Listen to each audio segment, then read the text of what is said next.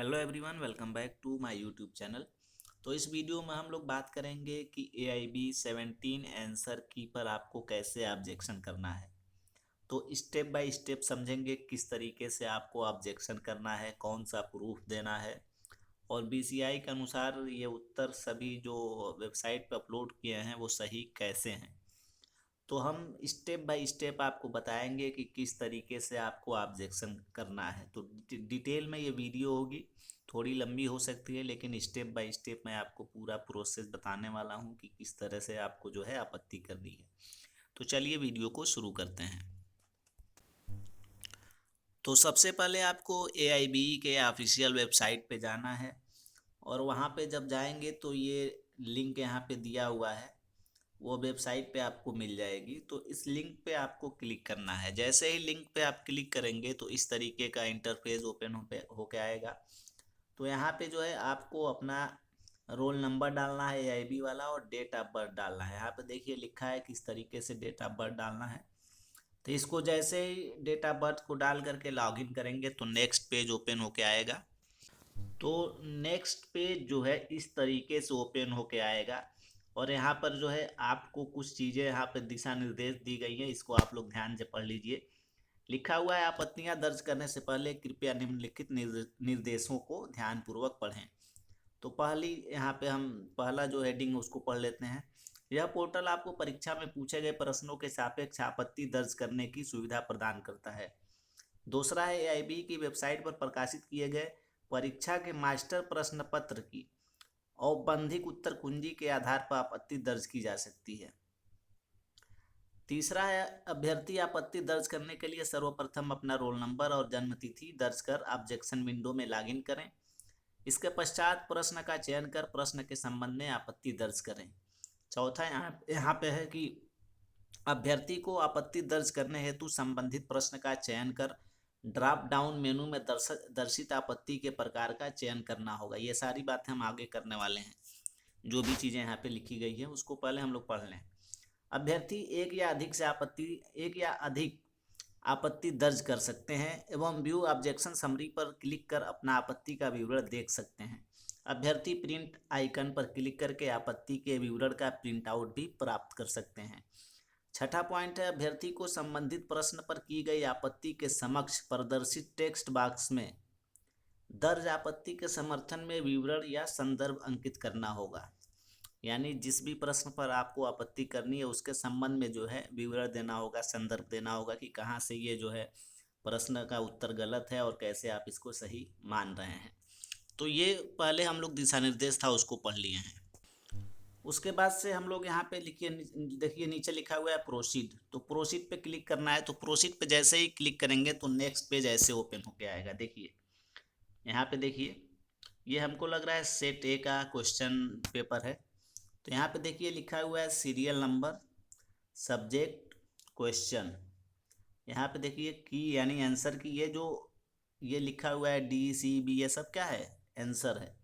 यहाँ पे view objection summary, अगर आप यहाँ पे कोई करते हैं तो यहाँ पे क्लिक करेंगे तो आप यहाँ से देख सकेंगे कि किन किन प्रश्नों पे आपने ऑब्जेक्शन किया है। और यहाँ पे देखिए रेज ऑब्लिक व्यू ऑब्जेक्शन। तो यहाँ पे आपको जो है ऑब्जेक्शन अगर है इस प्रश्न, मान लिया ये प्रश्न नंबर 1 है, the title of the constitution of India is laid down. तो यहाँ पे देखिए उत्तर दिया हुआ है D, आर्टिकल 393। सपोज करिए, मान लीजिए फॉर एग्जांपल हमको ये लग रहा है कि आंसर गलत है, यहाँ पे आर्टिकल 5 होनी चाहिए।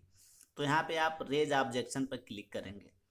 ठीक, रेज ऑब्जेक्शन पर क्लिक करेंगे तो कुछ इस तरीके का इंटरफेस ओपन होके आएगा। मैं आपको दिखा रहा हूँ, देखिए इस तरीके का इंटरफेस ओपन होके आएगा।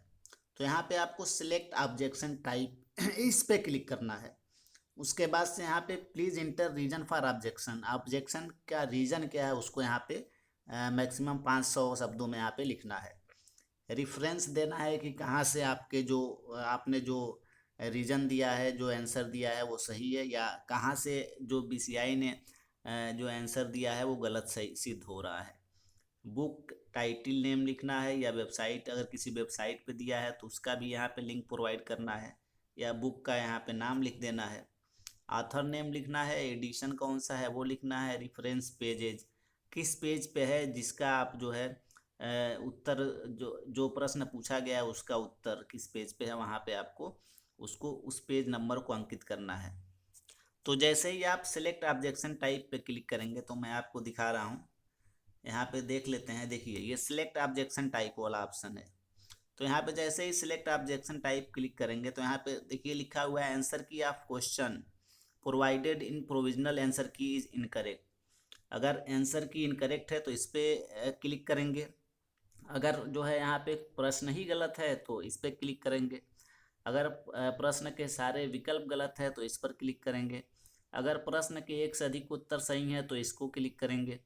अगर जो है प्रश्न जो है सिलेबस के बाहर है तो इसको क्लिक करेंगे, और इसके अलावा अगर कोई और चीज़ है तो यहाँ पे अदर पे क्लिक कर देंगे।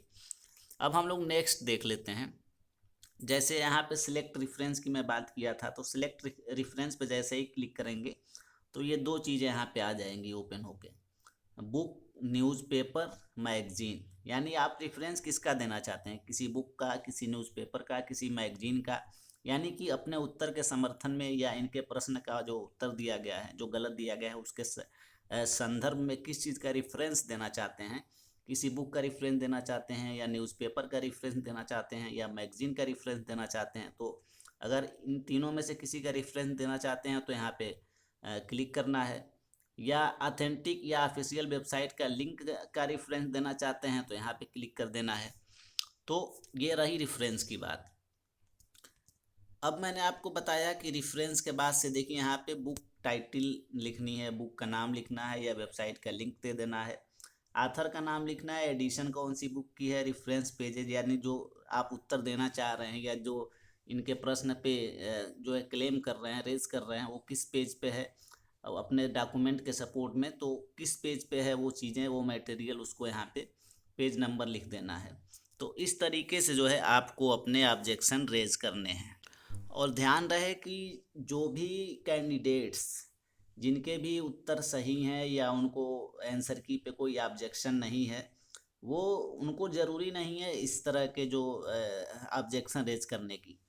और मैं बार बार आपसे कह रहा हूँ कि जो एआईबी का जो आंसर की दी गई है वो सही है, उसमें कोई जो है दोष नहीं है।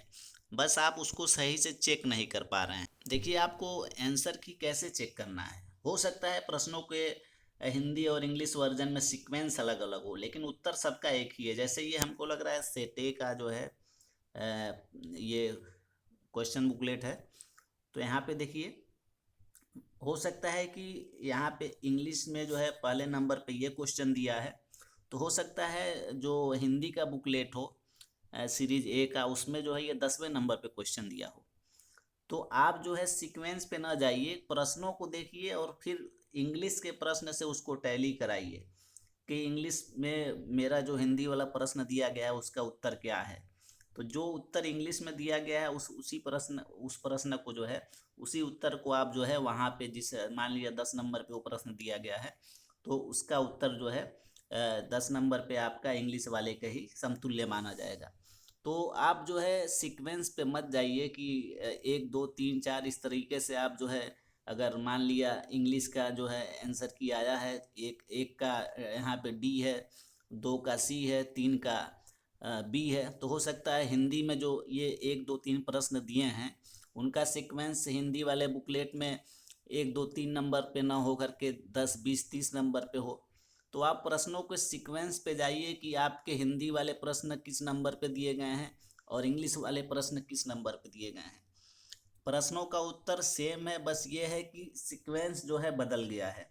तो आप प्रश्नों को टैली कर लीजिए कि हिंदी में आपका जो इंग्लिश वाला प्रश्न पूछा गया है, हिंदी का जो प्रश्न है वो किस नंबर पे है, और सेम वही प्रश्न इंग्लिश में किस किस जो है नंबर पे है।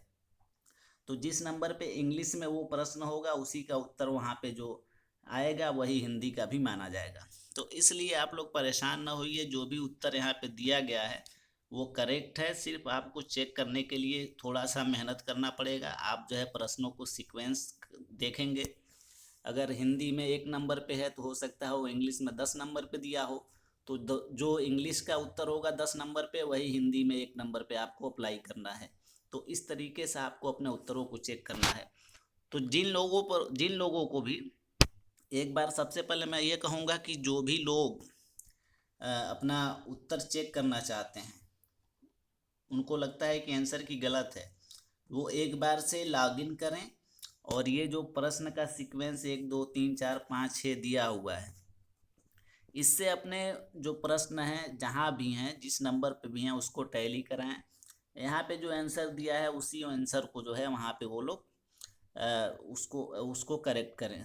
तो कोई भी प्रश्न ऐसे टैली करेंगे तो आपका गलत नहीं होगा, चाहे वो इंग्लिश का हो या हिंदी का हो। हिंदी का बस डिफरेंस ये है कि जो है सीक्वेंस प्रश्नों का अलग अलग है, लेकिन उत्तर जो है सबका सेम ही है। हिंदी में भी वही है, इंग्लिश में भी वही है। तो बिल्कुल घबराइए नहीं, एक बार जो है आप लोग ऑब्जेक्शन रेज करने से पहले एक बार आंसर की जो इस तरीके का जो लॉगिन करके आप अपना जो है इस आंसर की से अपने प्रश्नों को टैली कर लीजिए। उसके बाद भी अगर लगता है कि नहीं आंसर की गलत है, कुछ प्रश्नों के उत्तर गलत हैं, तो जिन भी प्रश्नों के उत्तर गलत हैं उसको आप जो है वहाँ पे वेबसाइट पे जाकर के रेज कर दीजिए, उस पर आपत्ति दर्ज करा दीजिए। तो हो सकता है मैं जो भी चीज़ें बताया हूँ आप समझ गए होंगे। इसके अलावा अगर कोई चीज़ समझ में ना आए तो कमेंट बॉक्स में कमेंट कर सकते हैं। चैनल पे अगर फर्स्ट टाइम विजिट कर रहे हैं तो चैनल को सब्सक्राइब कर लीजिए, वीडियो को अधिक से अधिक शेयर करिए। धन्यवाद।